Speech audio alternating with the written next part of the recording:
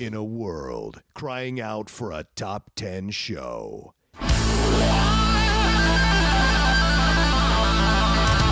John Roca and Matt Nost are here to bring you the top 10. Take it away, boys.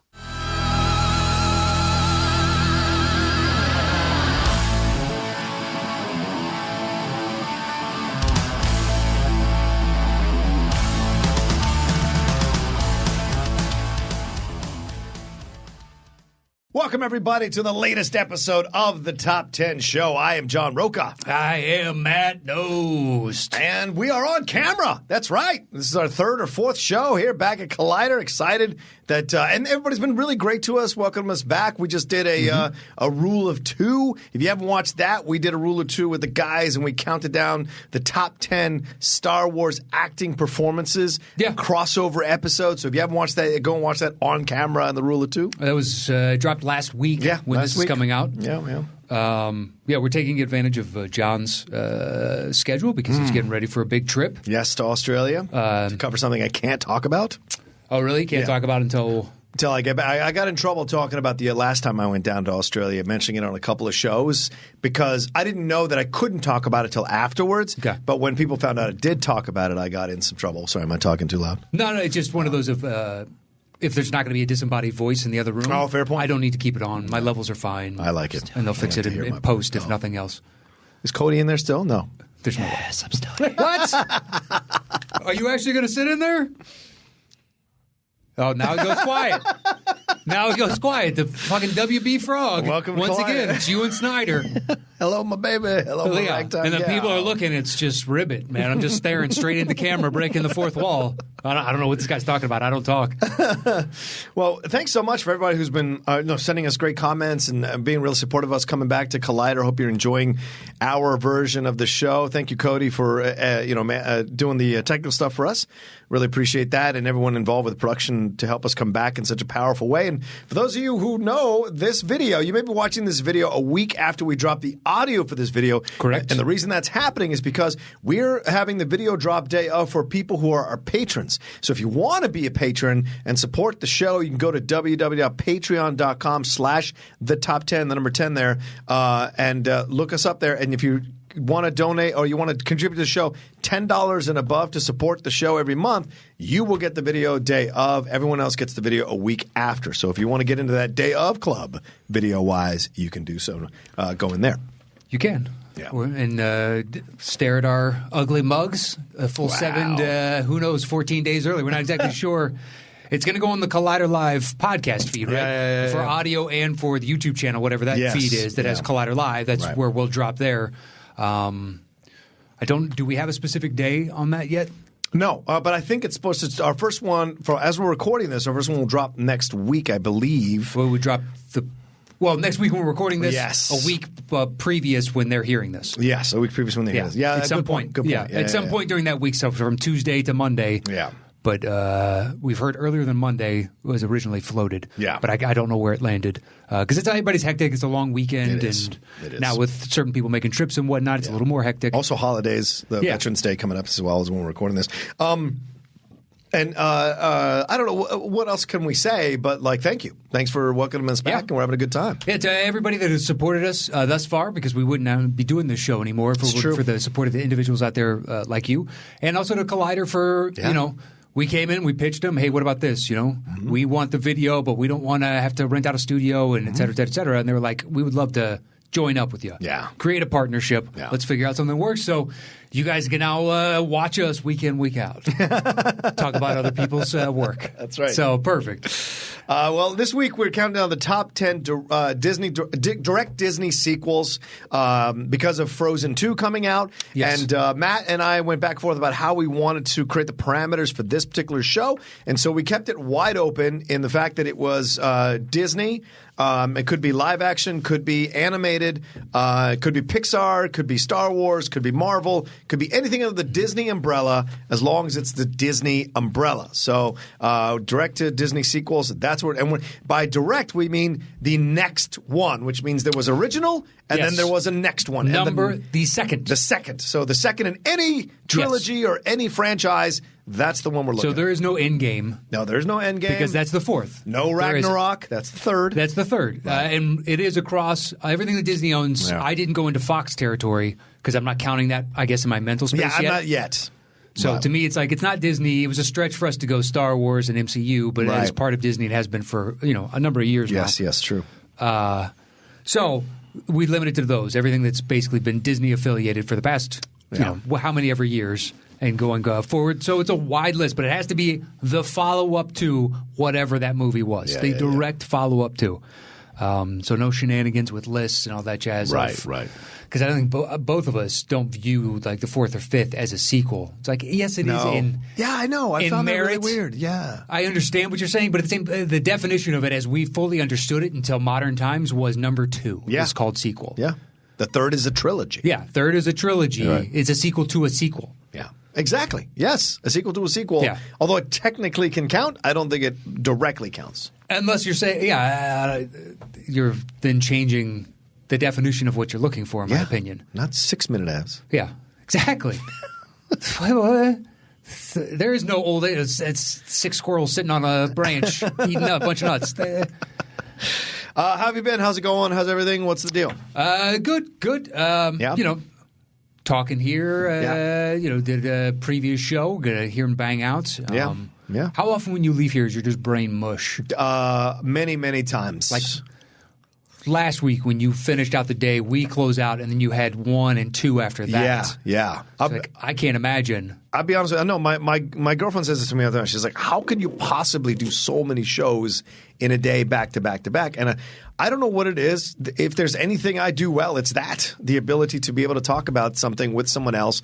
It does catch up to me sometimes, though, on Cinephiles. A couple of times, I've fallen asleep in the middle of our recordings while Steve is talking. Steve has such a chill voice that sometimes it'll lull me to sleep when I'm over at his house. And his place is so comfy. His place is very comfy, so sometimes I'll just pass out. And to Steve's credit, because he's a very easygoing guy, he doesn't get mad. He just goes, hey, man, why don't we wrap it up here and we'll revisit part 2 next week. Let's just finish out as a part 1 and you can go home and go to sleep. So he's very respectful of that. Mm-hmm. And so, and I don't think I've ever fallen asleep when we've done a show, but I think we're more animated.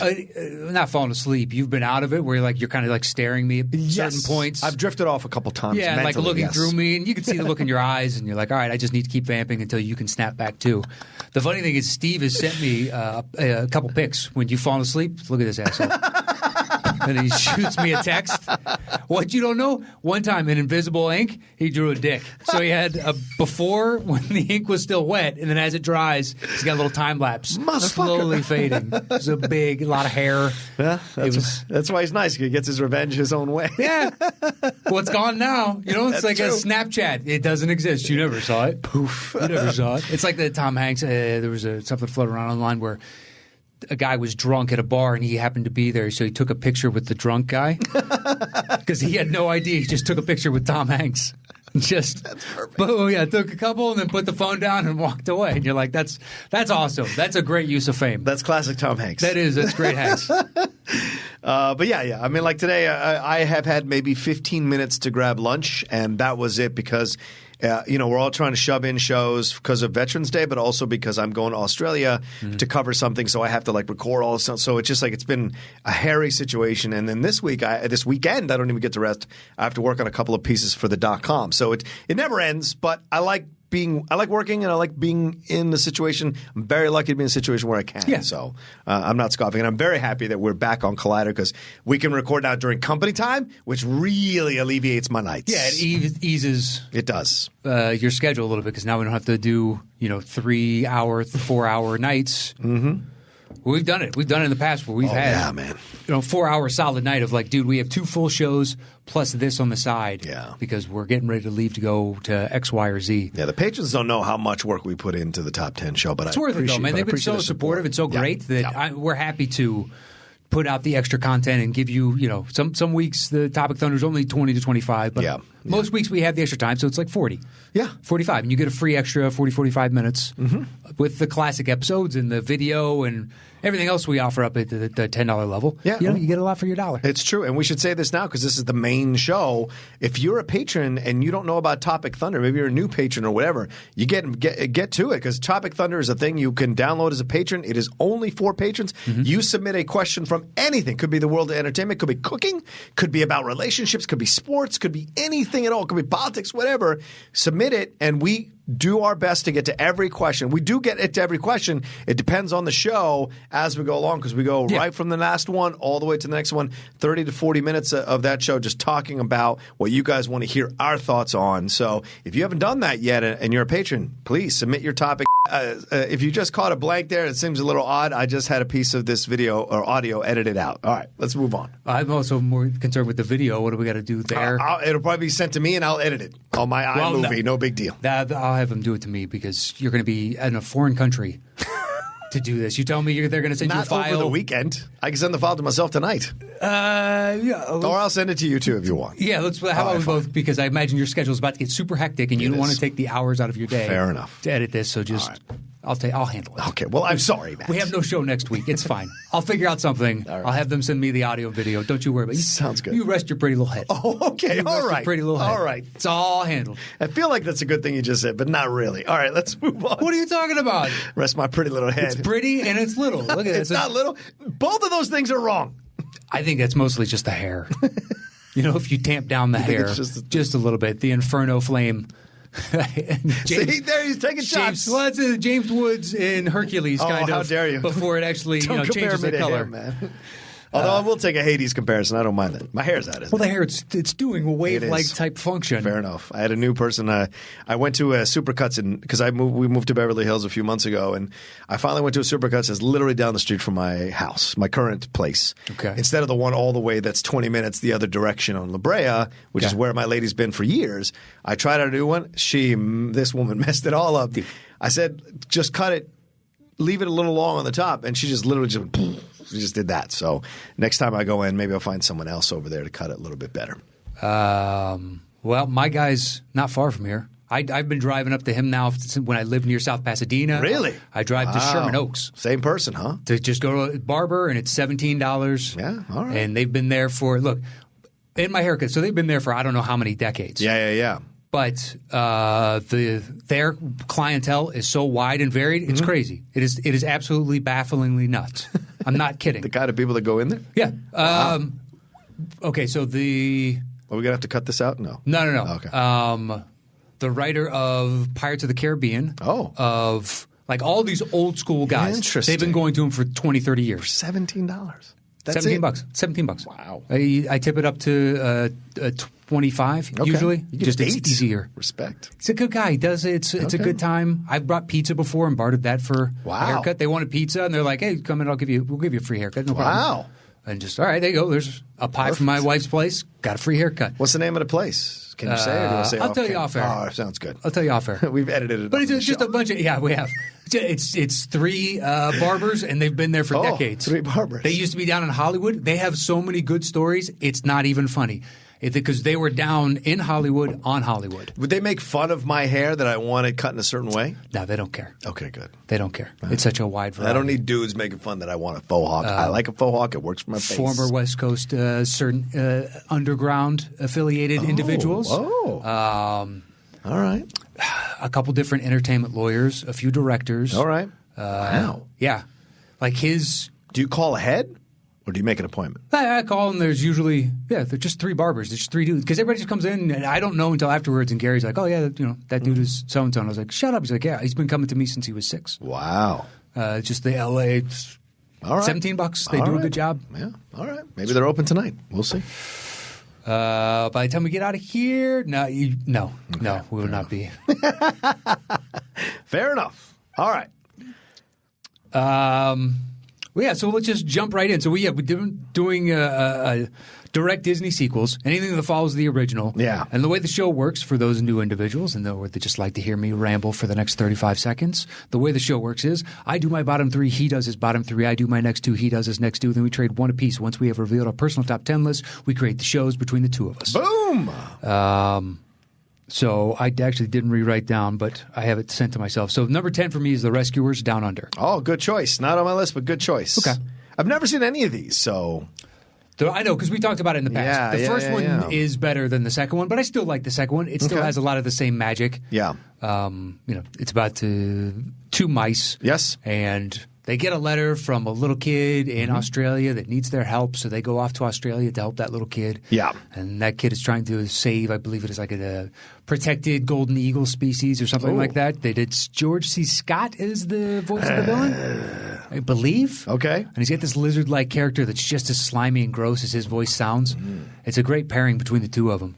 But it carries over the chemistry of Zsa Zsa Gabor and Bob Newhart from the first one. Oh, they're the Rescuers? Yeah, they're the two voices. And they have a great back and forth because the back on his heels, Bob Newhart, and the Zsa Zsa just kind of the nonchalance, and everything goes her way because, that's what it does. Right. Type of thing. Right. But you buy into the character's grace because of her voice. And between the pairing of the two. Now, the first one to me is better. It's also pretty dark for a Disney movie. Okay. On the villain side of it. Right. If you ever get the time. I don't think it's that long. Is George C. Scott the villain in that one, too? No. Okay. But that one, the villain is this wild-eyed woman that's trying to get this girl to get this diamond from a perilous kind of a low-tide cave. Okay. Are humans the bad guys? Yeah. Okay. They have two crocodile kind of henchmen with them. It's her and a guy, and then these two crocodile I think it's two. It's been a while since I've seen it. Maybe I should watch that again. I haven't seen it in a while. Okay. So I saw this in the theater. I was excited to see, I like that pairing. And Disney at the time, everything else was direct to video. Yeah. And that was, I don't want to say in its infancy when this came out, but it wasn't as prevalent as it was once we got into the churn of the 90s. Right. Where now we have the Disney Vault, and they have that release system of it's only out for a specific amount of time, and then we put it behind closed doors. So it's interesting. Limit the supply. It's one of the most brilliant things ever is the Disney Vault. It is. Yeah? They picked that up from drug dealers or something. Right. Limit the supply or, diamond. Yeah. Is it Zales? Zales, yeah. Yeah. Apparently they have big vaults, diamond vaults. Oh, they do? Well, they want to buy up all the market to increase scarcity to justify the prices that they charge. Okay. So they have huge complexes. I think one is in London. Right. And I would assume one is in New York as well. Probably. Like underground vault type system. Yeah. And they just store they store diamonds. Interesting. So it comes on the market, they buy it, and that way there's only so many on the market, and they can create the illusion of what it's worth. Where do you pick this crazy shit up? You always have these fucking facts in your brain that pop up out of nowhere. What good does it serve me? I don't know. I'm just saying. Well, it surely makes for entertaining shows. I think one of the main reasons people love our show is your random knowledge of shit that comes up out of the blue. It's about as deep as it gets, though. Well, I don't know anything beyond that. I don't know how it operates. I don't know how large an operation it is. What kind of technology they have actually guarding this is? Like an iris scan? Right. Is it some DNA test? I have no idea. And that could be wrong, but I read it somewhere. I don't know. You read shit. All right. Things Fair stick enough. with you. Like a flounder. Did you know this? Here we go. When they're born, they have eyes on both sides of their head. Okay. Just like any other fish. Yes. And then they take to swimming on their side on the bottom of the ocean, and slowly the other eye that's on the ground grows through the side of its head, and then it has two eyes on that side of the head. That's fucked up. What? So soles and any halibuts, they all do that. Where they're born like normal fish, and at some point, I guess when they get to adulthood, they go to swimming on the side like that. Yeah. And then whatever eye was looking at the mud grows through their skull. It's not like they grow a new eye. Right. They goes through their skull, and now they have two eyes on the other side. So they have no eye on one side. Correct. And two eyes on the other side. Yes. After a certain point in life, it just makes that change. Does it make it a delicacy after the two eyes or before the two eyes? I think it's because it feeds on all the gross bottom stuff, and it has such nice, because of that, the wide array is why it has. That's why catfish is better, and crab and shrimp and lobster. because their diet is so much more varied. That's my guess. Okay. It's a grosser diet, but it makes for a more, better tasting fish. Fascinating. That's my guess. Pure speculation. I will go with your guess on things like that. There you go. What other random fact would you like? Do you want to throw a dart at the board? Maybe I know something somewhere else. I don't know, but I know it's going to show up. It will. I know it's going to show up. It will. I'm sorry. I'm transferring my list over because I had sent it to the wrong thing. All right, cool. What's your number 9? My number 9 is... so there's like 2-3 movies kind of fighting for this spot. Okay. I like them all equally on some level. Okay. I wanted to include at least one direct Disney, you know what I mean, that adheres to what we originally tried to do. Right. Where this is part of their legacy canon type stuff. You already did that with Rescuers. That's what I'm saying. That's why it was always locked at 10. Gotcha. How good it is, it's just like, but it meets the criteria. That's I like fair. the movie. 9 for me was Thor: Dark World. Oh, yeah, that's not on my list. Okay. I've always... So Thor was not... I like it, though. I like it. Yeah. Thor was never a character that I liked in comic books. He was fine. I liked him when he teams up with the Avengers and stuff like that, but I didn't read his standalone stuff because I didn't understand the draw or appeal of it. I like Batman. I liked Iron Man. I like Spider-Man like every kid. Yeah.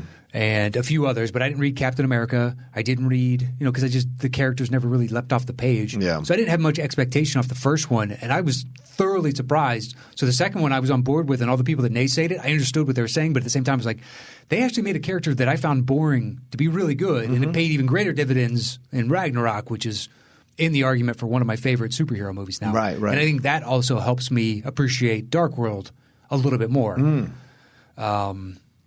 There is the weird when she has the ether in her and she's like floating around. Yeah. And they're doing their version of she guesses the science, what we call it, and all that stuff. Like, okay, it's almost like midichlorians. Yes, a little bit. It comes dangerously close to midichlorians. It does come very close. Yeah. And it makes it kind of you don't appreciate it as much. Where instead of like Cap, as dumb as it is, it's a serum. Yep. Okay, I don't need further explanation. Just he can now do this. Right. Great. Right. But I like this dark elf.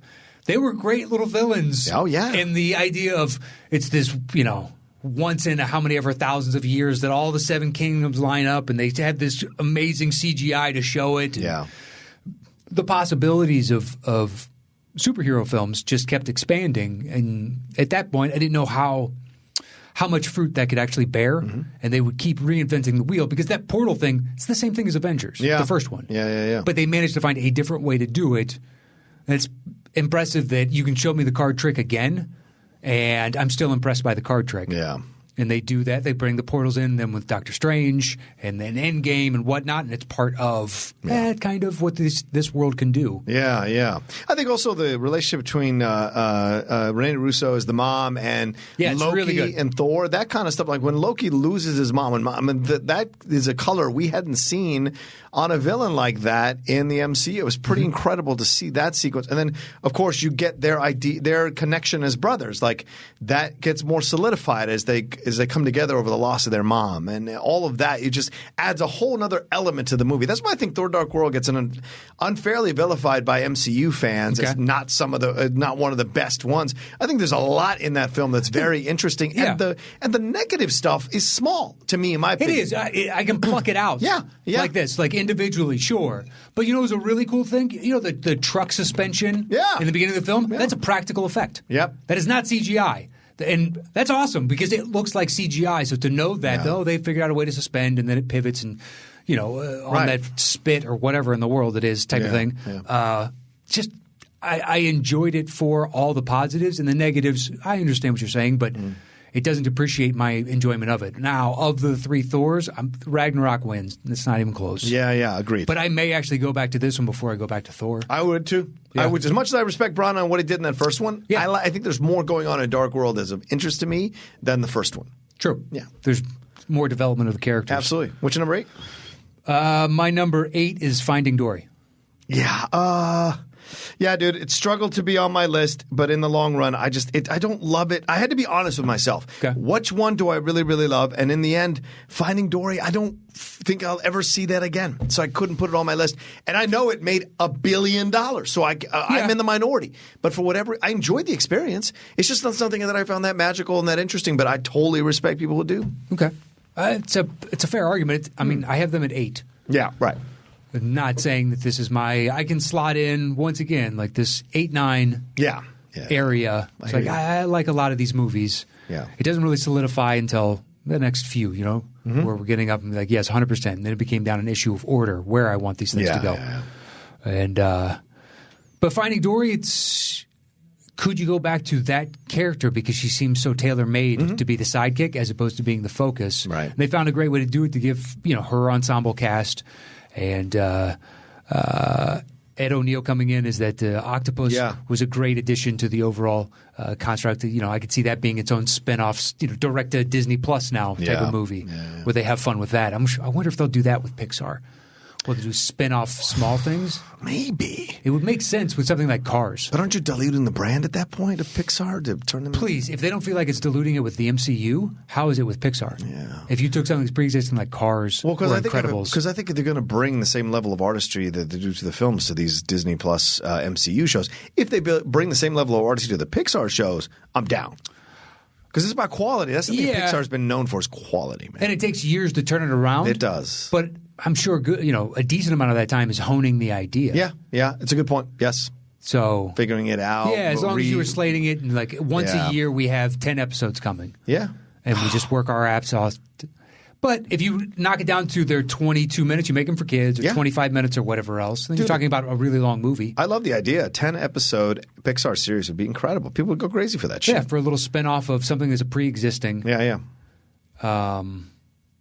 Anyway, sorry, I just got a text and read the text. No worries. So for Finding Dory, it was, I don't know, I want Pixar to keep doing this because I was also frustrated that we hadn't gotten an Incredibles 2 at this point. Yeah. Like if you're going to spin off one, that seems the most logical to me because you already have. You can see that superheroes are a billion-dollar business. Yeah. How have you not done this? And you have one of the more unique and original ones. Yeah. So long as they can keep doing this and to churn out, to have a sequel to a movie like this where you don't necessarily need one, it's usually a red flag of why are we doing this then? It's a shameless cash grab. And this one is actually, no, we're going to develop the character and give her a solid arc. And certainly was touching at the end, and she's got, Ellen DeGeneres does a fantastic job voicing over the character again. And Albert Brooks comes back to help her, right? Doesn't he? Yeah, Marlon comes back to help her, and so there's a lot involved here that it's interesting, and I think it's a sequel that was worth taking a chance on, and certainly financially they were very much rewarded for taking a chance on that film. So it worked. It totally works clearly, but Nemo is so high on the list of my favorite films ever made that I think it suffers in comparison for me. Yeah, you can't. So, right, exactly. So unfortunately, the way I feel about it is it gets knocked down because it's not as magical as Nemo, and that's on me. And these lists are our personal lists, so that's that. Yeah. So that's that, Matt. That's your number 8. Correct. Okay, so then my number 10 is – I know people are going to get mad at this, but my number 10 is Tron Legacy. Honestly, that got cut for Thor. Oh, really? Yeah. Oh, shit. That soundtrack is in the argument for my favorite of all time. That's a fair point. Of all time. Yeah, Daft Punk does such a great job with that soundtrack. I think it's an incredible movie. I know that a lot of people bash it for some of the CGI of the young Jeff Bridges. Yeah. But, they're still figuring out the technology, and I think it still works. Not so much – it doesn't take me out of the movie as much as it maybe does for other people. But I think what I enjoy also about it is that this is such an unusual take on the continuation of Tron, where you have Flynn be like this, shamanic type of figure. Is like, dude, blah, blah, blah, this kind of thing. But you throw in the Olivia Wilde character. I think Garrett, I forget his last name. He does such a great job as Flynn's son trying to find Gareth him. Hedlund? Gareth Hedlund, yeah. Does such a great job of being Flynn's son and coming back to find him and all that they experience. And the technology of that film is astronomical. The fighting on top of the spinning discs or the moving discs, that's incredible. What an incredible beginning. And Tron was already a fantastic movie, a fantastic technological movie from the 80s. So to see it be upgraded in such an incredible way and to expand the world like you're supposed to in a sequel was really great. And to have that ending and to have Bruce Boxleitner showing up at the end, I thought was brilliant. So overall, I think it's a fantastic film that I go back to. I've seen it. It's one of those rare movies I still own in 3D to watch in 3D because it is fucking beautiful. See, in 3D. the 3D, that was one of the first movies that I saw when they brought it back. And the scene against, is it Resler? Yeah, right. Yeah. where it goes the 180 and all that, I had no idea was going. There was too much information overload. Your brain was like, "Stop it!" Yeah, but to bring back the bikes, looked so great, and now those formerly like tank type things were transports in essence. Yeah, the update of the world, and it was a beautiful synergy at a lot of times between the cinematography and the art design and the characters and the development and the music. Yeah. It was just, it hums, and then other parts, it really falls apart. Mm-hmm. That's what kills me. It's the ebb and flow. Yeah, that's fair. Certain moments, I am totally 100% fair. On board this malevolent force rising up from the internet, in essence, and materializing in our world to come and take over. And if that did happen, well, they're, right. It would be systematic. I think people were upset that the Flynn character becomes part of the thing that it was sent in there to destroy. Well, he was. That's but he Clue, had man. To, right? It's Clue. That's Clue. He had to, meld into the thing in order to keep it from destroying. But what happens is he gets so lost in it, which would probably happen, that he forgets the real danger of what it can be and overestimates his ability to fight it off when it's ready to finally come back at him and destroy him. That's the thing about AI, man. It's never over, man. It's never fucking over. You're fine. You're fine. You're fine. We'll see. That thing adapts and improvises, figures things out, and comes back at you. It never ends. Every one of those will have a power plug. We're never going to give it its own direct power supply. There will always be people between that. Well, if you can't get to the power plug, though, because those two things... You make sure that they can't get to the power plug. All right, it's fair. But those two things were developing their own language before they pulled the fucking plug on that 2 years ago or something like that. Those two computers that had achieved a level of AI, were communicating with each other, started developing their own language so they could communicate with each other. You know why? Because the human language that they instilled in them wasn't intelligent enough, and they were moving past it. I don't think...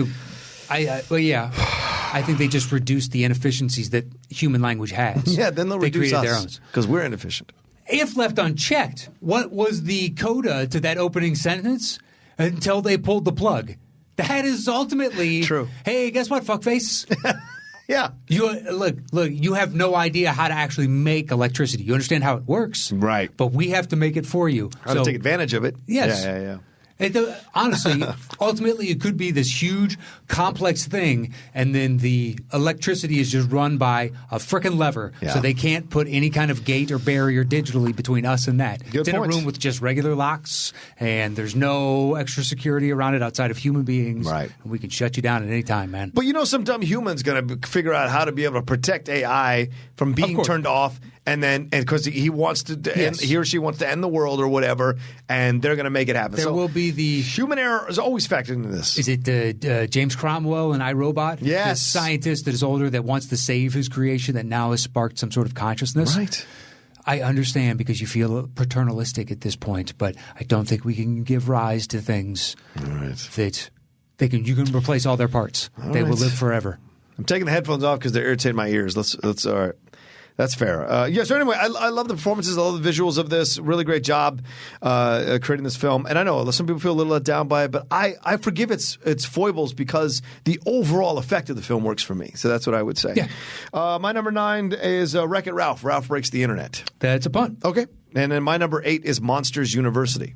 Okay, let's talk about it now. It's my 7. Okay, sure. I really like this movie, man. It's one of those sequels that I did not expect to enjoy. I didn't even go see it in the theater. I resisted until finally one day my friend Michael, who's one of the Geek Buddies, he's like, "Come over to the house. You're watching this thing." And I was like, all right. I come over and I had a blast watching it. Really enjoyed it. Helen Mirren's fantastic. Seeing the beginning of this relationship between Mike and Sully, seeing what they went through, seeing how it felt very similar to things that you might have experienced in your own life in college or in high school, dealing with that kind of stuff, becoming friends with people who are different than you. Yeah. All that kind of stuff just was really great. And it had a lot of tender moments as well. You didn't need the kid anymore. You didn't need the kid to be part of the sequel, which I thought was brilliant. Exactly. They're still growing. Right. And you got some really tender moments with both John Goodman and Billy Crystal, voiceover-wise, playing Mike and Sully, both kind of confronting their own struggles, their own conflicts in the situations they were living in. Yeah, everything's so cool for Sully because he's everyone's favorite dude, but he's not as smart as Mike. Mike can't be as well liked or loved as Sully because that's not his personality. So the fact that they were to find each other and balance each other out, I think is just – I love the movie for that. Yeah. And it's good animation. It's damn good animation. Yeah. The back and forth between the two of them, but I like all the little moments that they can find for comedic gold within it. It's really it's fun to see like the fraternity games. Yeah. Well, now when they've got to catch that pig, and although that was early on, when it's Sully that stole, that's the mascot of another school, and then Mike gets dragged into trying to track this pig down once he realizes what it is because he doesn't want to get in trouble. In the fall of Sully, because he's this brash, he's just gotten by on his good looks and confidence. And being a guy that everyone just kind of loves automatically. Yeah, gravitate towards, your dad's great, you're going to be great too. Of course I'm going to be great, I'm great. We all know somebody like that. Sure. At that age, yes. Yes, exactly. Very few of them end up getting to be right that individual. I was just going to say, they sometimes end up being that bald dude at the bar still wearing the high school jacket in his 30s. Yeah, like we talked about last week's show, the 1% of the 1% is Brad Pitt, where they get to be, you know what, everything does go right for me. Yeah. Even if he did struggle out here for a couple of years, like at the same time. Yeah. Like you were nobody and you were dating, burgeoning actresses that were going to blow up huge. Yep. People were going to know your name. You were fine. It was never like, he was working at Jimmy John's for 9 years as the night shift manager. Yeah. I don't buy that from you at all. Yeah. All right, that was my number 8. So what's your number 7? So that was my 7. My 6 is the punt from you. Ralph Breaks the Internet. Okay. All right. It's lower on my list only because I don't like it as much as the first one. Once again, this idea of yes. Yeah, in comparison, it wasn't as fun or magical or sweet. It's actually a pretty dark kind of movie, and I know I may get some shit for this, but I didn't really like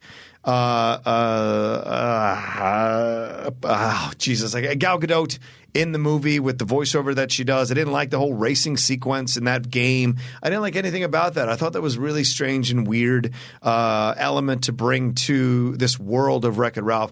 I enjoyed the bug hunt from the first movie. I enjoyed the different video games they go into. This video game felt a little more like close to like Grand Theft Auto and Vice City version of it. And so to me, that it just kind of bothered me on that level. So I didn't like the Vanellope was a part of that.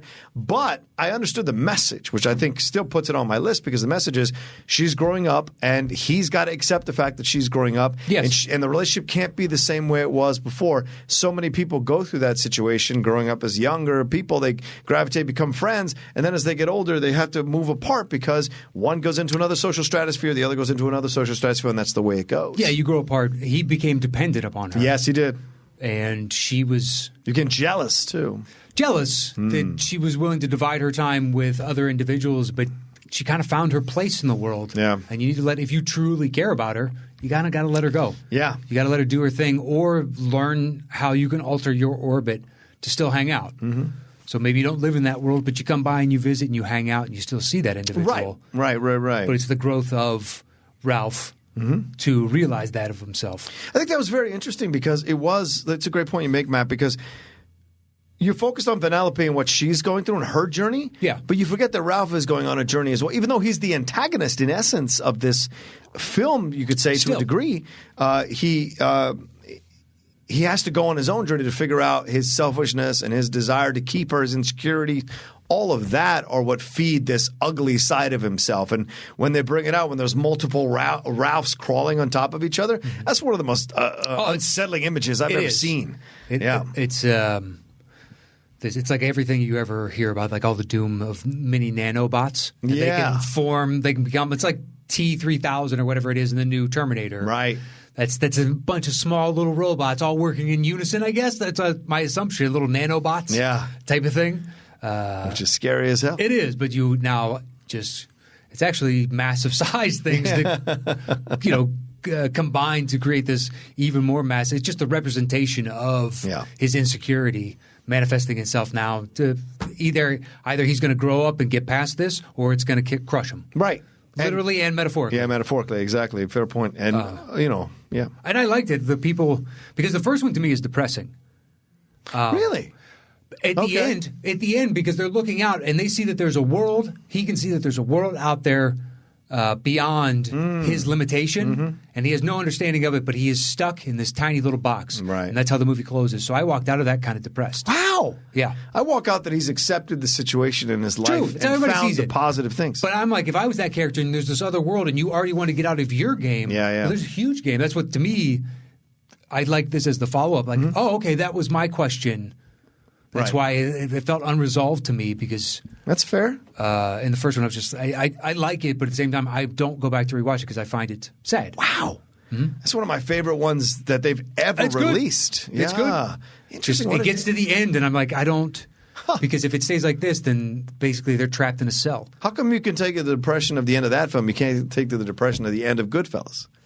He is essentially stuck in a box himself, looking out, wanting to be part of a world that he used to love. You can't take it. I can take it. No, I enjoy it. His demise. Yeah, but why don't you enjoy the demise in Wreck-It Ralph? It's the same thing.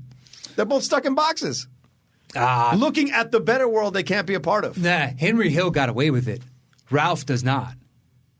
Henry Hill he doesn't have to go to jail. Right. He gets to live free. He gets out of now. Free?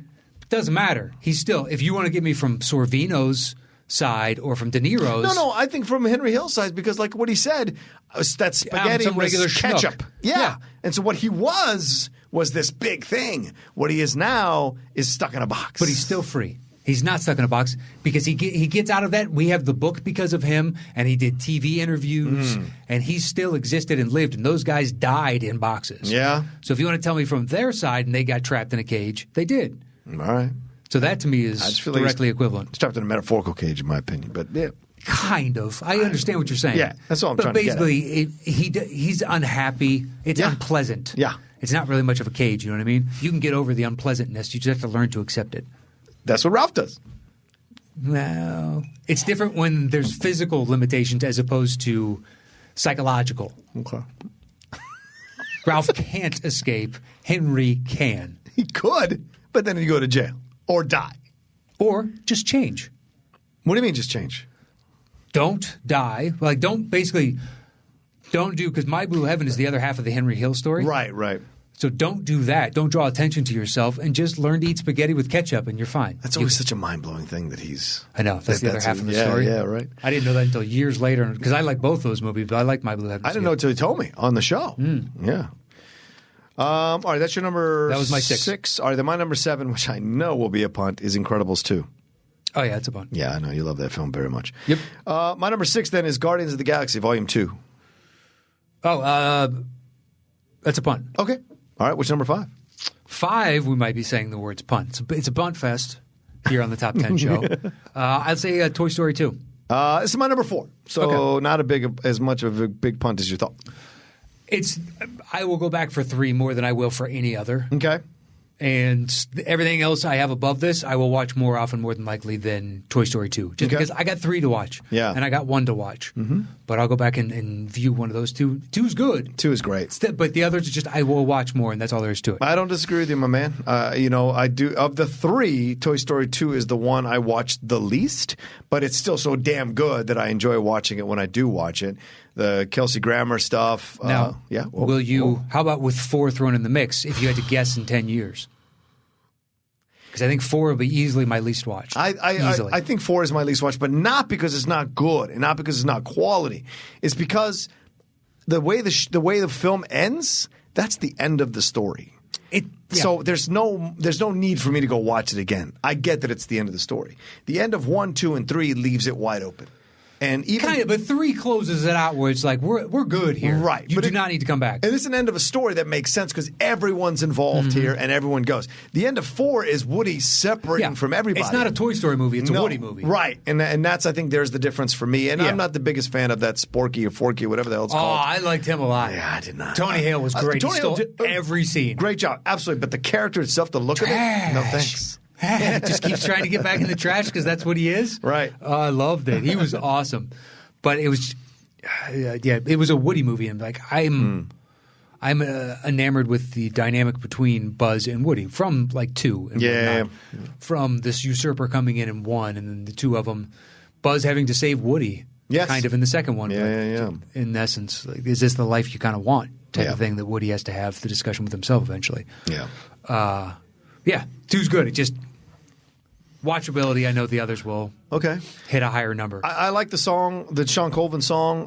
That sequence where we hear the backstory of Jesse is as heartbreaking as anything we've seen in Toy Stories, in any of the movies, is heartbreaking. It's so incredibly well done. I put it up against the beginning of Up. It's that emotionally powerful to me. Yeah. In my opinion, I do. I think because the idea of being left behind permeates both of those sequences. Like him being left behind by her dying and Jesse being left behind by a family that goes, oh, we've outgrown you. It's fucking heartbreaking on two separate levels.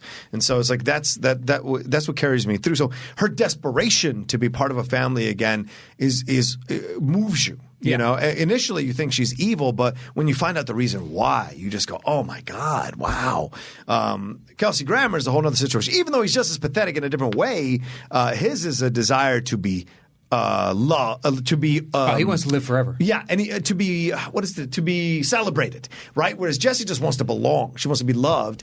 He wants to be celebrated. He wants the arrogance of it. He wants the cockiness of that.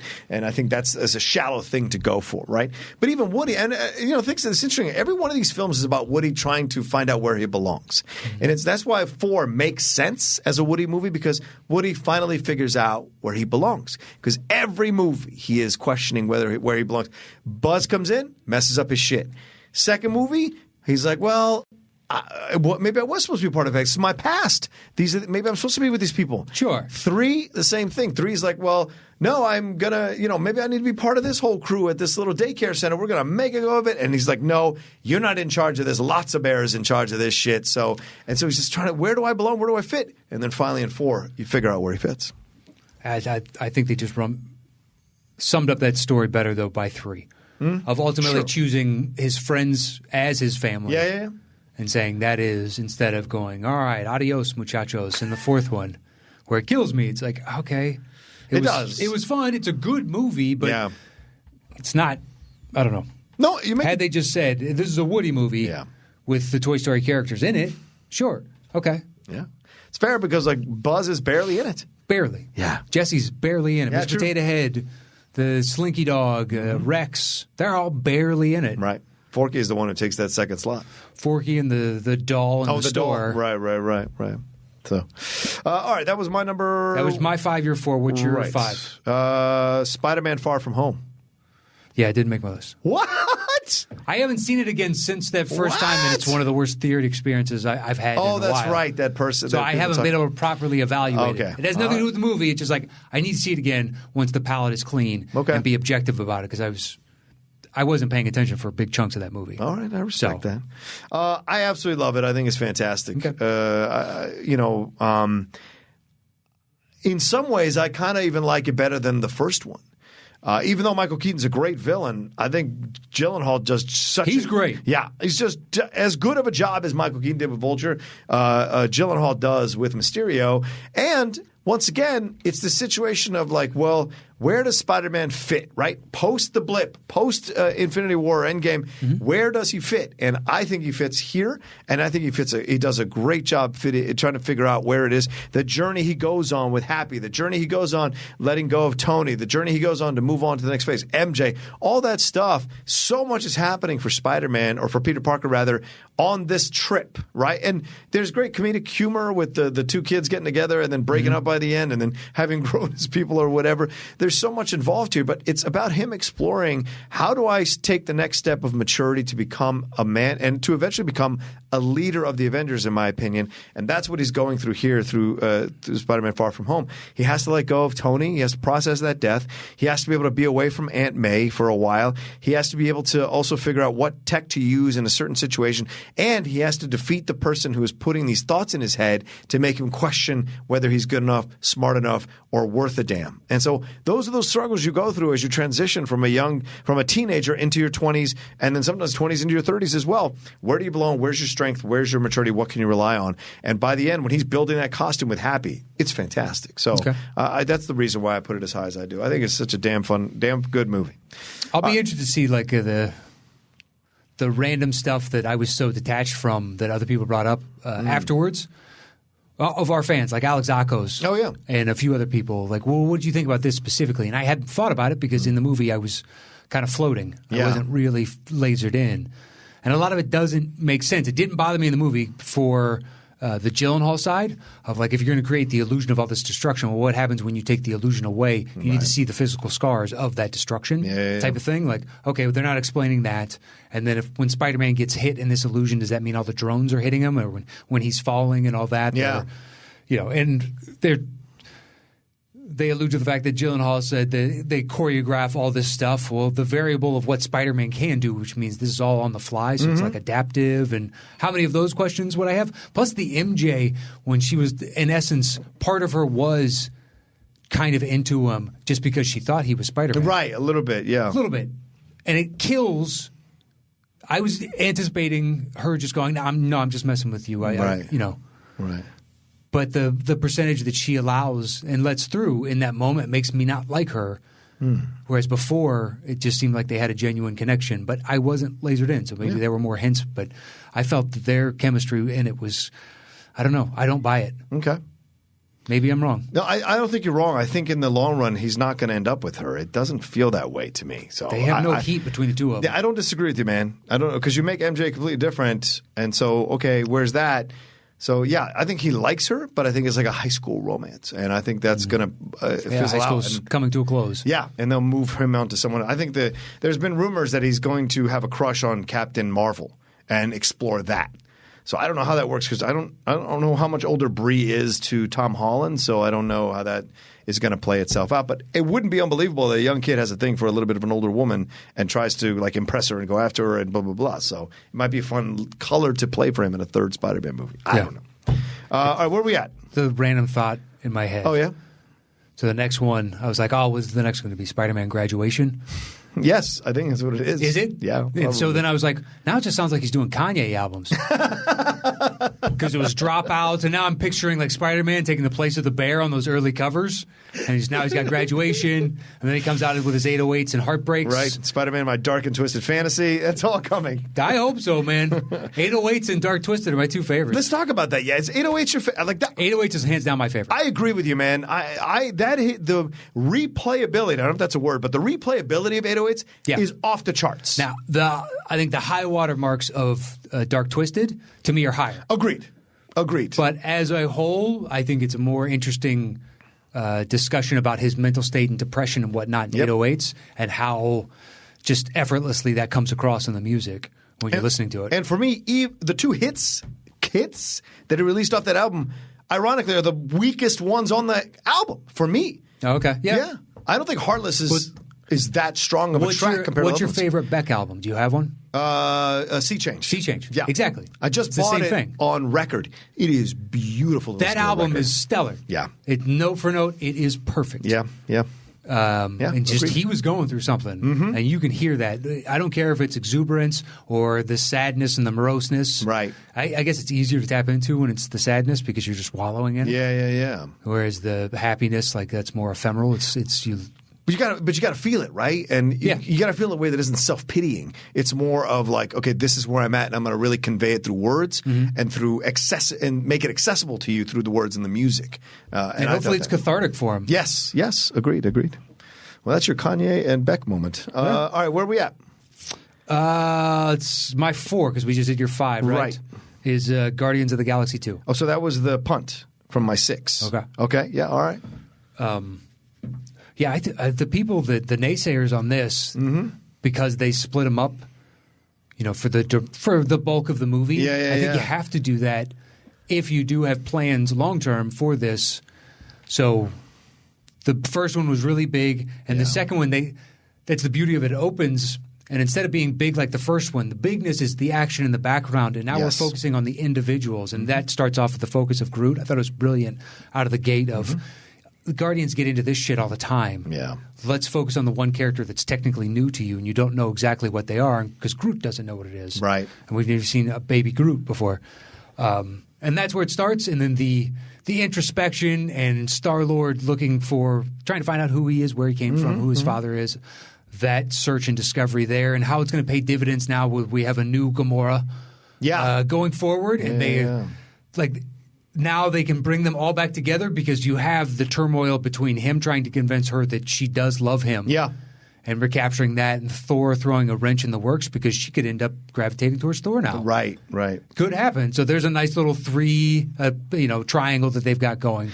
Yeah, and why wouldn't she? That's the thing at the end of the day, because he's such a mistake. He's Thor. Yeah, right. It's Thor. Hemsworth is, Right. And he's such a Star-Lord is such a, getting by the skin of his teeth, doing as little as possible. He's one of those dudes that you have to constantly be saving, constantly gets you into situations. His charm helps him quite a bit. Exactly. And I find it to be an old story. That's why I think it's very interesting that they broke him up in essence for Avengers Endgame, because it's like, it allows her to rethink the situation. Because even what she says to him in Endgame, or says to Nebula about him while he's lying on the ground there, she said, that guy, him? And she's like, it was between him and a tree. So it was like that kind of thing kind of lets you know there were limited options here for Gamora. So having Thor come on the ship now, and although she's not on the ship, they're going after her probably in the third one, this puts a lot of things into question for him. And Star-Lord, it's like anything in life, right? What makes you step up your game? Competition. So if there's a better dude on the horizon, guess what? You step up your game, stop being a fuck up. And he's going to be insecure about it, but in reality, Gamora is going to fall back for him. Yeah. It's guaranteed to happen. Mm-hmm. And I'm fine with that because that's what we all want. We want to see him struggle and be like, this guy, basically the more handsome version of me. Yeah. That the more muscular version of me. Yeah. Like all my best attributes amplified, huh? Okay, that sucks. Maybe I got him in humor, maybe, but Hemsworth's pretty damn funny. Yeah. Another great one, a great thing about the movie too, is the relationship between Kurt Russell and Chris Pratt in the movie as well. Like that, I know a lot of people bash, they separate them, but I don't care about, like you said, man, I don't care about the separation because it allows us to have more time with these characters and grow with these characters. Does the humor down the line, right down the line? Does the humor work a couple times? Does the humor work overall? Yes. A couple times it doesn't, but overall it's a good product. And when you see the relationship between Kurt Russell and I know I got emotional when he was like showing all the different going back to that time and remembering her and talking about her mom. Oh yeah, playing Brandy, all that shit just kind of getting into Star-Lord's head. That was so powerful. So that when you start to see that he's been doing this for multiple eons of centuries, you could see why his name is God. Ego. Yeah, right. Exactly. You're right. Great point. Yeah. The living planet. I mean, it's so on the nose, but then you see the plan and you're like, of course, a deity named Ego would do something like this because his ego is so big that he is the answer. So let's just recreate me in perpetuity. Yeah. There's all kinds of the amount of time and effort that James Gunn put into it. I've said it on the past on that one when he's talking about Chris Pratt, Star-Lord's mom. Yeah. Right? And he's got that memory visualizer thing that can manifest whatever he wants to talk to so Chris Pratt can see it. When he shows mom, she looks like a China doll. This porcelain figure. Right. Because that's how he remembers her, as this idea, this thing, not a person. Yeah. It's altruistic. Of course I had to do this to her. Like, I loved her. That's why I did it. Yeah. Like, oh, dude, that's in disgusting. In his mind, he thinks he's done the right thing. Yes. Yeah. But you get a little more with and also the Nebula Gamora relationship, how that develops as well as the film goes along, and they come together as sisters finally once and for all at the end. Very believable. Yeah, and a huge fight between the two of them. They got a stinking ship involved in it. It's good. That's how sibling rivalry works, man. Yeah, the only part that falls apart for me, really figure out a better way to say that, but is when they won't give Stallone the proper, you'll never get into the fucking the halls of Galul. And that's where there's a little nod to Snyder. There you go, buddy. I like that Owls movie. The Owls of Galul, whatever it was. Yeah. No, it's not Galooly. It has nothing to do with Tanya Harding. Sorry. Jeff Galooly did not make a sudden appearance in this. I think it's Gahul or something like that. Gahul? Something along those lines. The Zack Snyder one? Yeah. Isn't that right? That right? That was really weird with the owls. I didn't mind it, actually. You like? I didn't like it. I didn't mind it. Do you have a thing? But you have a higher tolerance for. Okay. Coming down from your perch? For animation, I mean. For animation. You have a higher tolerance for animation, in my opinion. Don't you think? You need more spectacles when you look over your glasses at somebody because it'll sell the point. Much better. Much better. Annie Potts from Ghostbusters. Oh, I love her. She's the best. Please. She knows what's up. I didn't hate it. Everybody going into it said it was brutal. And I was like, it's not brutal. You don't think it's brutal? No. Okay. Well, if you go into it thinking it's supposed to be that, I don't even know why I watched it because it didn't seem like it was going to be good. Yeah, I was on the fence about it too myself, and I was like, I don't know, should I not, blah blah blah. But in the long run, you're like, okay, it's not altogether a bad film overall. Yeah, there's something to it. Yeah, exactly. He got something here. Yeah. He just didn't execute it this time around. That was my 4. We've done your 4, right? We have. Yeah. So we go to my 3, which is a punt from you earlier, Incredibles 2. Okay. My friend, take it. Yeah, no, this is another one where the people that attack the movie for X, Y, and Z, it's like, I don't know. I appreciate it for all the other things that they bring to life. Yeah. I like the dynamic shift of putting Mrs. Incredible out there and seeing Mr. Incredible struggle with the day-to-day of, what some people believe is the hardest job of raising kids. Yep. And having to, the math thing. Oh, the math thing was brilliant. Like, why did you change math? And there is a new math that they teach, and it's looking as an adult, it is one of those of why did you change? It was so simple before. Yeah. On the easy things. But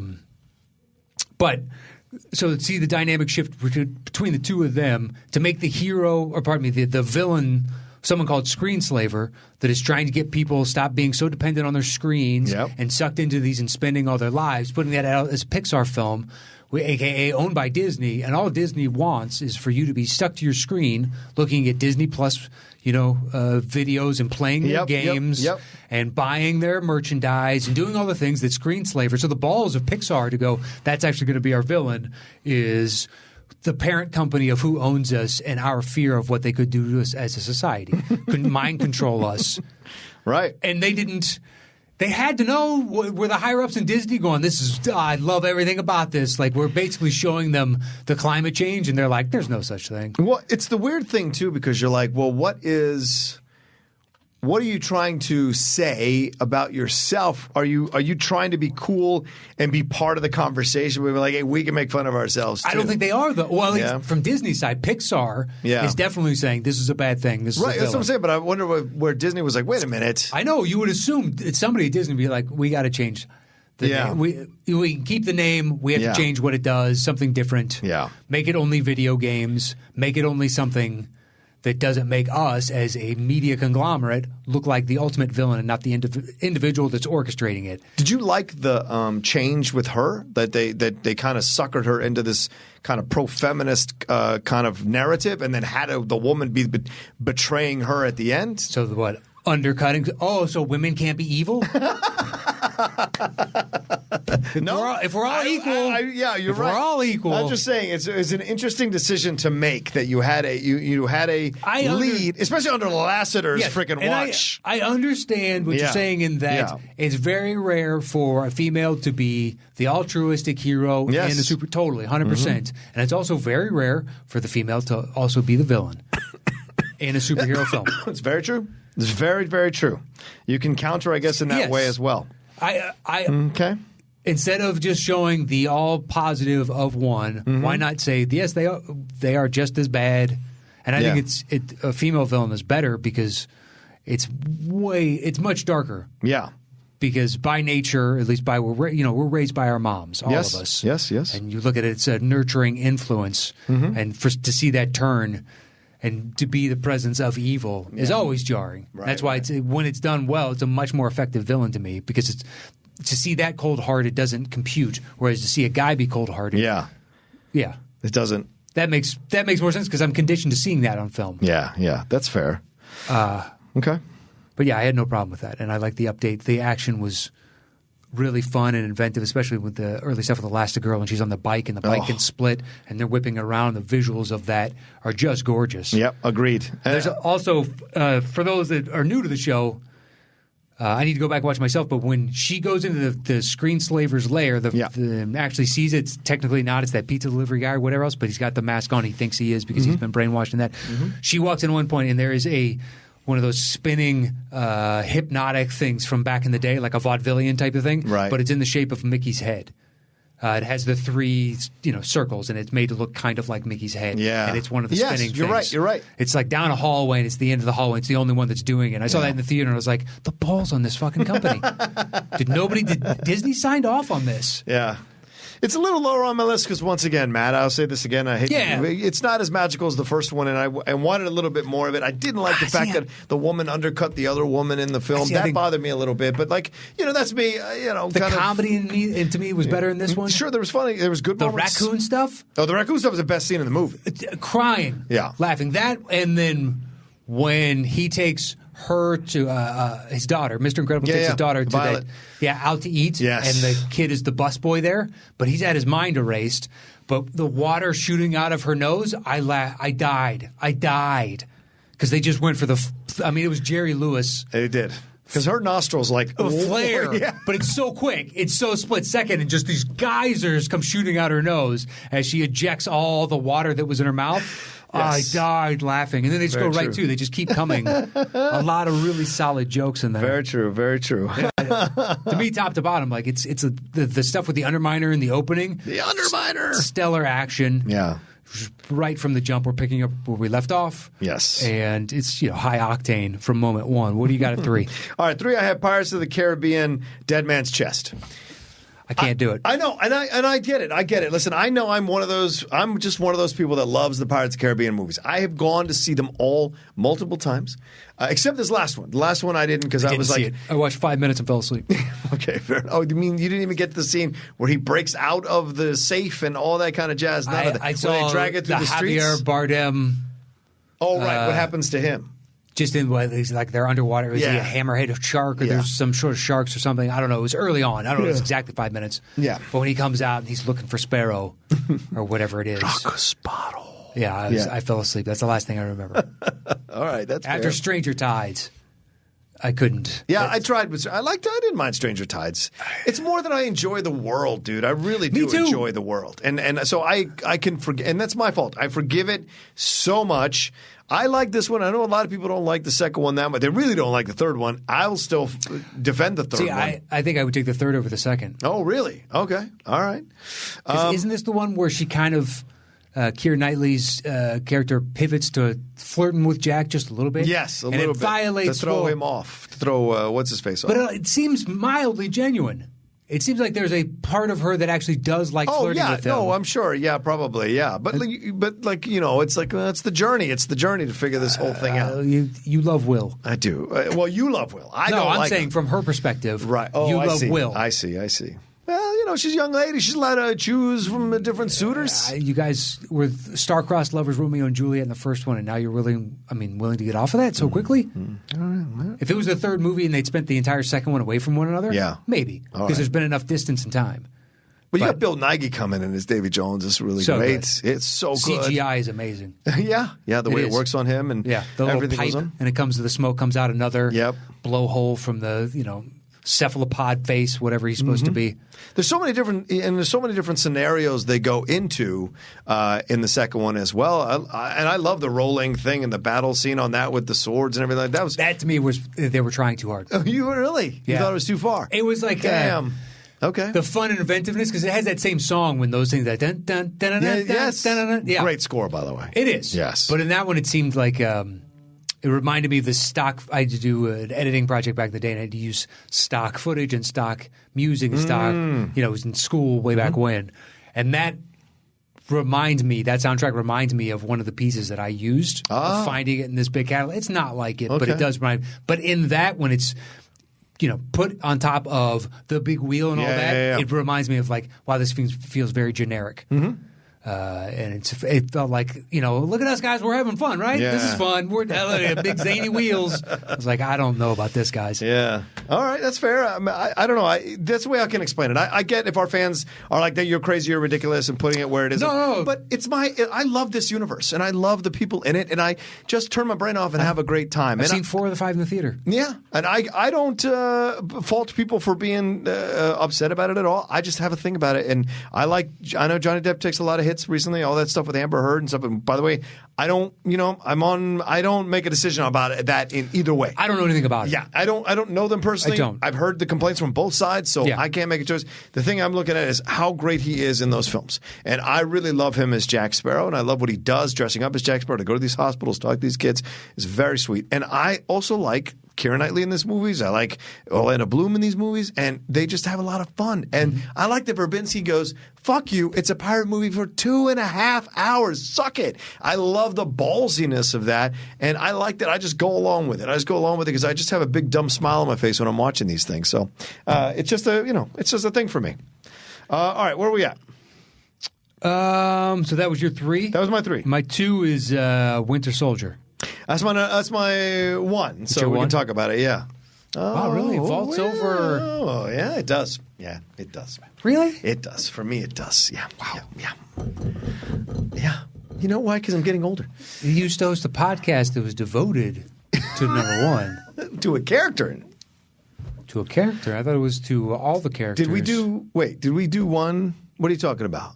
You're like way. Your first podcast that you were consistently doing is devoted to the world of my number 1. Oh, yes, it is. Yes, it was. Which is going to be your number 2. Right. Well, because all that came because number 1 came around for me. Your number 2 after. Exactly. And that gunslinger got shot down because high noon. Number 1's going to win that every time. We'll see.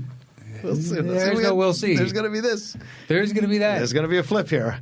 That's a best 2 out of 3. We're letting the odds play on that one. Who fucking decided that? I did because I do not agree to a single. You got to be confident. I do not agree to a single. Oh, that's fair. You can barter with me and say 5 out of 7 if you like.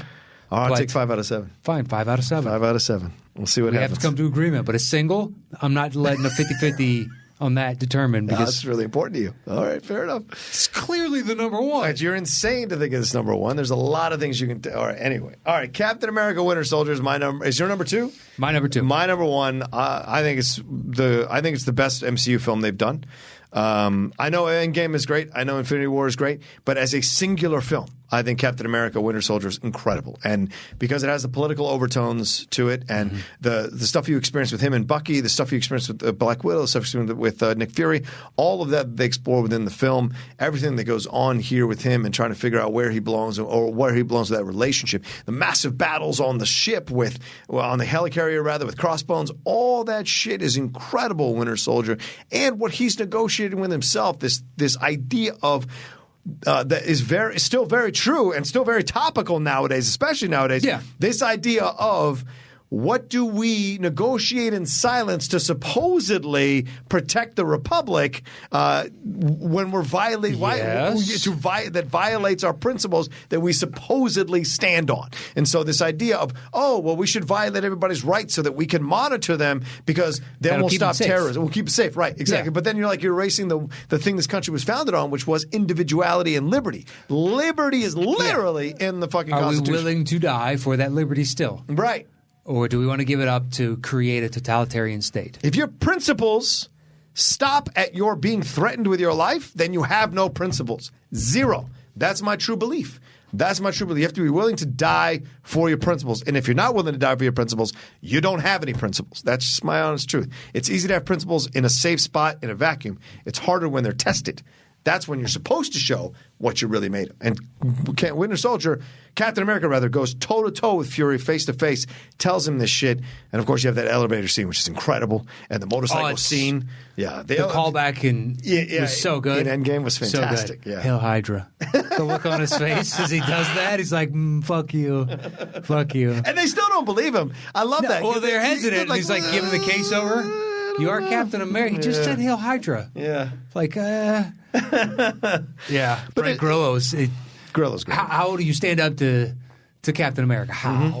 Yeah. And Grillo actually has the physicality. Even though he's a shorter stature, he just looks like one of those little bulldogs. He has the look. He does. Yeah. He really does. I interviewed him, obviously, on the Deep Cut, but I saw recently a video Stallone posted.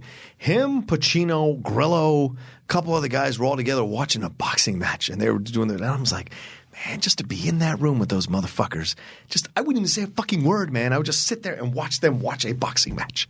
That would be worth it to me. A bunch of bruisers just sitting around who've accomplished a lot in Hollywood. Dude, do the same thing I always do. Just, hang back and then I'll rifle in a joke and then be like, Pacino laughed at my joke. You don't say anything. You can't let that show. No, of course you got to act cool because that's exactly what Grillo's doing. Right. Oh, right. Fucking Stallone just patted me on the back. Yeah. He called me buddy. Yeah. He told me in the interview that Stallone texts him all the time. I'm like, Jesus Christ, what's that like that Stallone texts you all the time? That must be awesome. Yeah. I mean, especially for if he's a Stallone guy, on top of that. Right. If you had that, this is someone that I've always been a huge fan of, whether it's for Rocky or for Rambo or for whatever the case is, and now I get to hang out with that person. Yeah. That's pretty awesome. Cool. That's pretty cool, yeah. It does. I would do that with Ian McShane. If he had my number and would text me every once again, hey, what's up, buddy? Do you want to go grab some coffee? Be like, dude, Ian McShane just texted me if I want to get coffee. Matt, do you want to go get a haircut?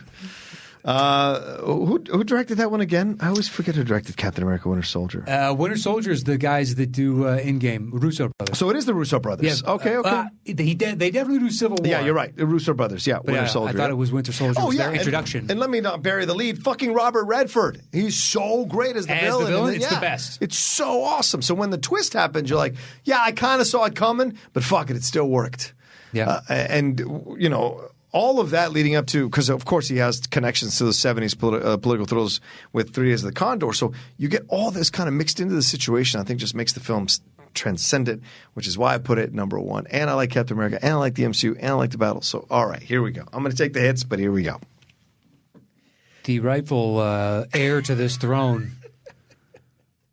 The king is dead. All hail the king. Empire Strikes Back. Wow. Strong choice. All right. Your number 2? Yeah.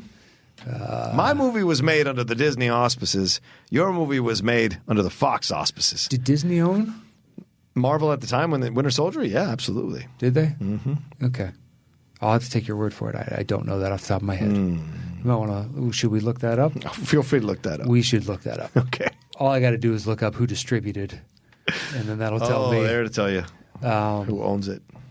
I mean, what do you say about Star Wars or Empire Strikes Back at this point? Right.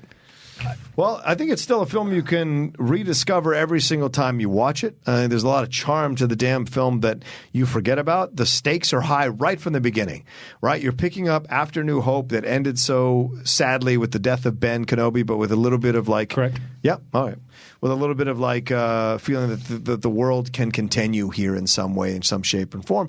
And naturally, the war has continued and has progressed. So they're on this winter base and all this kind of shit goes down and the Tauntaun stuff and then the battles with the AT-ATs. So right from the first 20 minutes of the movie, you are taking this franchise to the next level. It's pretty incredible. The first time you see the AT-ATs. Yeah. Oh. This dog-like creature that has no business. Makes no sense. Yeah. Right, because it's so slow moving. Slow moving and lumbering, and all you got to do is take out one of its legs, and that's why we have wheels and tracks, especially tanks. Like you're not completely dead, right? Unless they blow the track out entirely. But tires, like okay, just got to replace it. Leg, yeah. I don't know what you do. Yeah, right. I mean, you can't trip a tire. That's a good point. That's a good point. So you can pop a tire. You can't trip it though. Can't trip it. Yeah. And so you see this, it makes no sense, and yet it is the coolest. Yeah. Now the single, is it the ATST or whatever it is, the smaller one from Jedi? Mm-hmm. In a hilly woodland, I could kind of see that because you could take over the different terrain and only having the, and especially when they do the smaller ones in the prequels. Yeah. Where they're more like just troop transport, individual, as opposed to being some sort of mini tank type of thing. Yeah.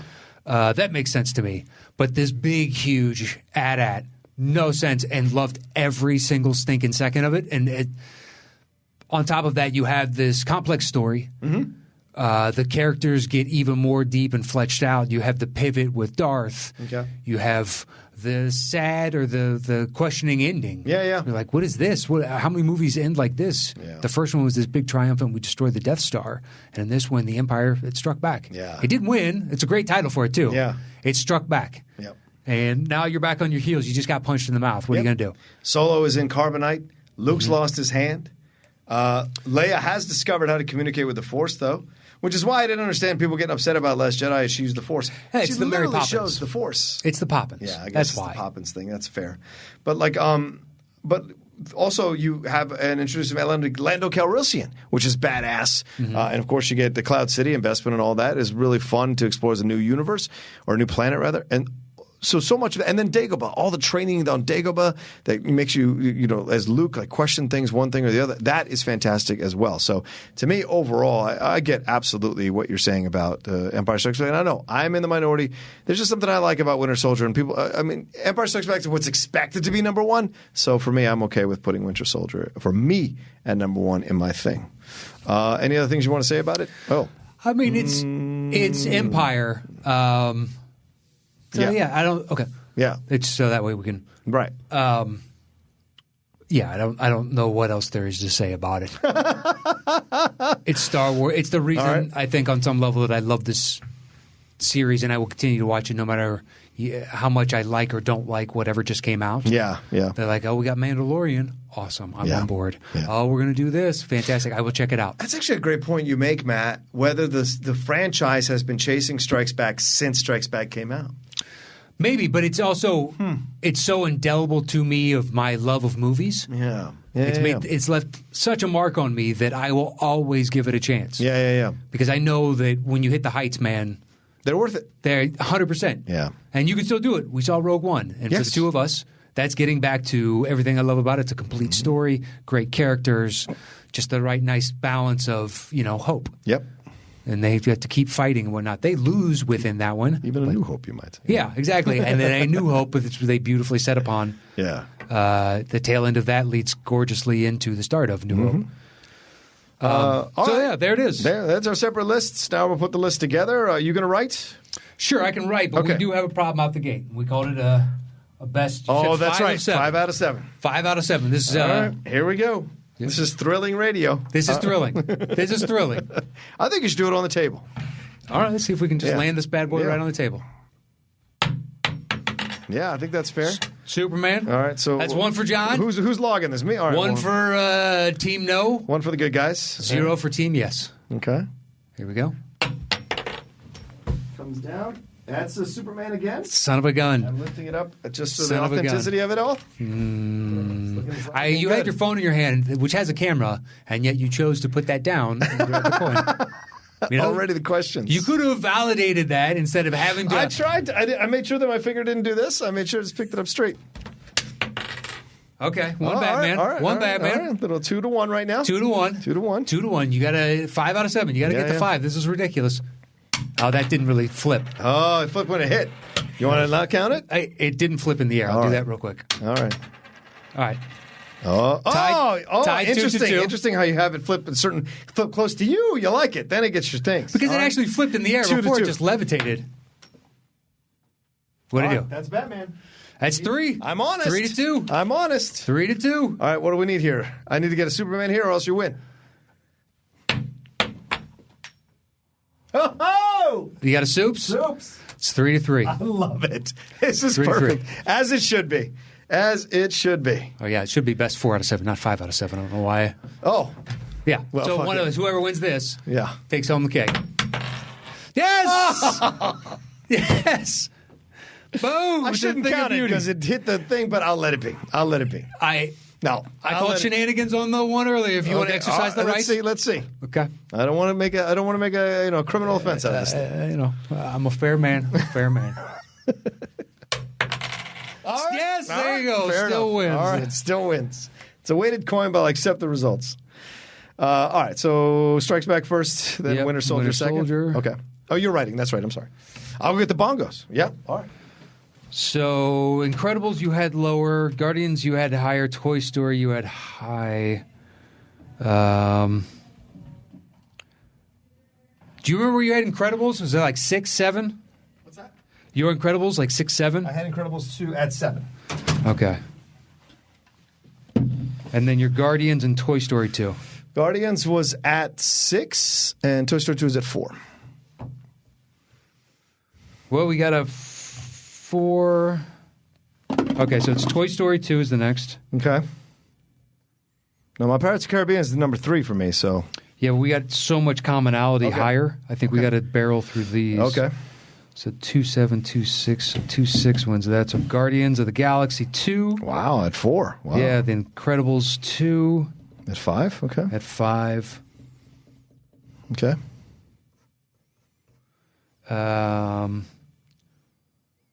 And then where'd you have Ralph from the internet? That's lower. 9. So. I had it 9, Okay, so yeah.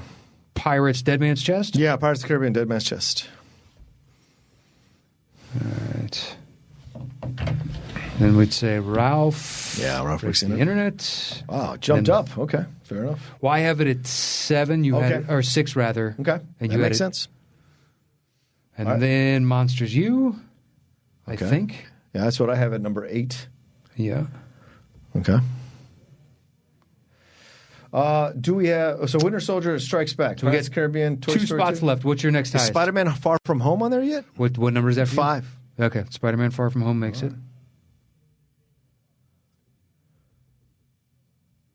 Okay. And then last, what's your next highest? We did Guardians of the Galaxy, we did Incredible 9. Tron Legacy at 10. What do you got? Finding Dory at 8. All right, done and done. Okay. Cool. All right, let's do this thing. The top 10 direct Disney sequels, yeah. At number 10. Finding Dory.